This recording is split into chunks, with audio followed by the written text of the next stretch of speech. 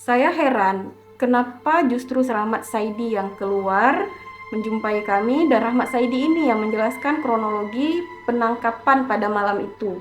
Kenapa bukan pihak atau petugas dari BNN yang menjelaskan sedetail-detailnya kepada kami?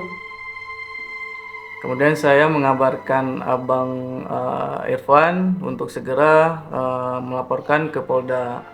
Sambil menunggu, saya juga terus berkomunikasi dengan petugas-petugas yang ada di ruang jenazah.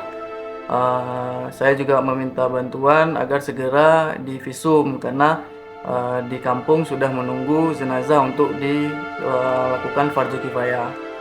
Setelah kejadian dapat kabar meninggalnya David, saya langsung ke Polda Aceh untuk melaporkan kasus ini.